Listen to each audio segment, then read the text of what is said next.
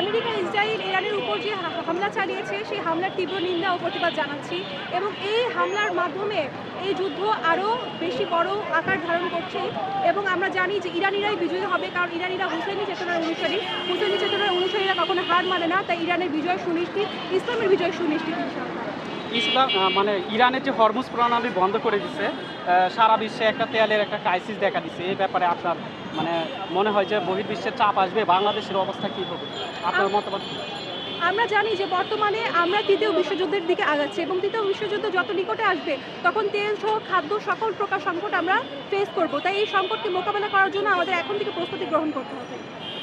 এর আগেও দেখলাম ফিলিস্তিনে হামলা করছে, আবার দেখলাম এখন হচ্ছে ইরানে হামলা করতেছে। একের পর এক মুসলিম বিশ্ব যে আক্রমণ করতেছে, মুসলিম বিশ্ব তো প্রতিক্রিয়া জানাচ্ছে না, যার যার তার এই অ্যাটাক করতেছে। যেমন এর আগেও ফিলিস্তিনে একা লড়ছে, এখনও ইরান একা লড়তেছে।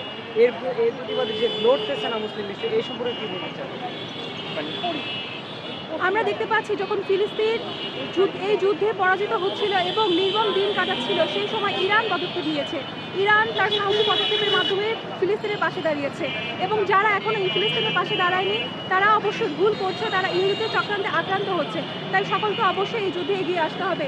ফিলিস্তিনের উপর যে হামলাগুলো হচ্ছে সে হামলাগুলো কখনই মেনে নেওয়ার মতো না। আজ আমরা ইমানের জন্য, সত্যের জন্য, ইসলামের জন্য আমরা এখানে প্রতিবাদের মাঠে দাঁড়িয়েছি। আমরা যুদ্ধ করতে পারবো না দেখে প্রতিবাদ করছি, কিন্তু যেই দেশগুলো শক্তিশালী তারা যুদ্ধ করতে পারবে। তাই আমরা চাই যে শক্তিশালী দেশগুলো ফিলিস্তিনের হয়ে ইরানের হয়ে যুদ্ধ করবে। আচ্ছা, ট্রাম্প বলছে যে 50,000 স্থল বাহিনী পাঠাবে। যদি 50,000 স্থল বাহিনী পাঠায়, সেনাবাহিনী পাঠায়, তাহলে ইরান কি আসলে ওরা দখল করতে পারবে? আপনার কি মনে হয়? ট্রাম্পের ব্যাপারে কি বলবো? ট্রাম্প একজন মাতাল ব্যক্তি। এই মাতাল ব্যক্তি যখন খুশি যা ইচ্ছা তাই বলে। ট্রাম্পের ব্যাপারে কিছুই বলার নাই, শুধু এটাই বলবো যে ট্রাম্প যে পথে পা বাড়িয়েছে সে ভুল পথে পা বাড়িয়েছে এবং ট্রাম্পের হার নিশ্চিত ইনশাআল্লাহ। ট্রাম্প হেরে যাবে, কারণ সাইদ আলী খামেনেইর সন্তানরা, তার অনুসারীরা এই যুদ্ধে বিজয়ী হবে ইনশাআল্লাহ। আচ্ছা, আমেরিকার যে মেরিন পুলিশ আছে তা সে একজন বলছে যে আমি ইসরায়েলের বিরুদ্ধে যুদ্ধ করবে না, তারা আত্মসম্মানে লাগতেছে।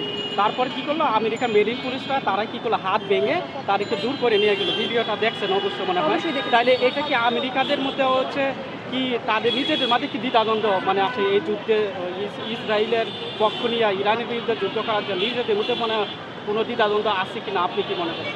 আমরা ইতিমধ্যে দেখেছি অনেক ইসরায়েল ও আমেরিকান সেনারা ইরানের বিরুদ্ধে, ফিলিস্তিনের বিরুদ্ধে যুদ্ধ করতে চাচ্ছে না। তো যেই আমেরিকান ও ইসরায়েলি সৈন্যরা ইরান ও ফিলিস্তিনের বিপক্ষে যুদ্ধ করতে চাচ্ছে না, তাদের মধ্যে মানবতা আছে দেখেই তারা যুদ্ধ করতে চাচ্ছে না। যাদের মধ্যে মানবতা থাকবে, যাদের মধ্যে ঈমান থাকবে, তারা কখনোই ফিলিস্তিন ও ইরানের বিরুদ্ধে যুদ্ধ করবে না।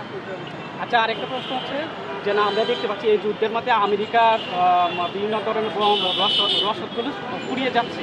যে আমেরিকা ইউক্রেনের যুদ্ধ লেগে আছে, ভিয়েতনামের যুদ্ধ লেগে আছে, আরও বিভিন্ন জায়গায় যুদ্ধ লেগে আছে। এই মুহূর্তে কি এই আমেরিকা কি ইরানের সাথে যুদ্ধ করে কি পেরে উঠতে পারবে?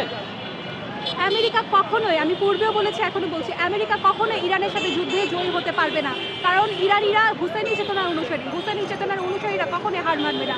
ইরানিরা ইমাম হুসেনের ভক্ত, ইমাম হুসেনের ভক্তরা অবশ্যই যুদ্ধে বিজয়ী হবে ইনশাআল্লাহ।